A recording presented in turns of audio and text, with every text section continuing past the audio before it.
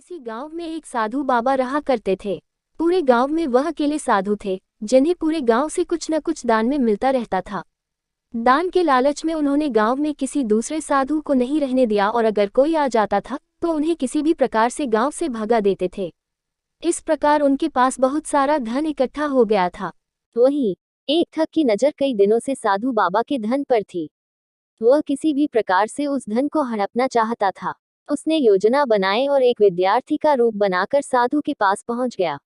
उसने साधु से अपना शिष्य बनाने का आग्रह किया। पहले तो साधु ने मना किया, लेकिन फिर थोड़ी देर बाद मान गए और ठग को अपना शिष्य बना लिया। ठग साधु के साथ ही मंदिर में रहने लगा और साधु की सेवा के साथ साथ मंदिर की देखभाल भी करने लगा।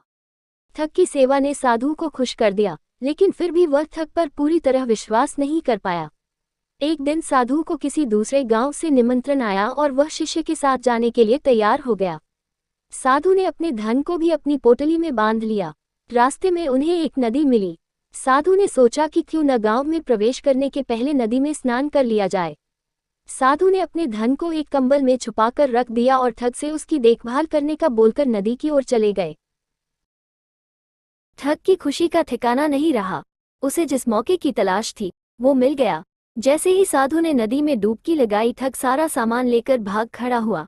जैसे ही साधु वापस आया, उसे न तो शिष्य मिला और न ही अपना सामान। साधु ने ये सब देखकर अपना सिर पकड़ लिया। कहानी से सीख, हमें इस कहानी से यह सीख मिलती है कि कभी भी लालच नहीं करना चाहिए और न ही किसी की चिकनी चुपड़ी बातों पर विश्वास करना चाहिए। वीडियो को लाइक एवं चैनल को सब्सक्राइब करें।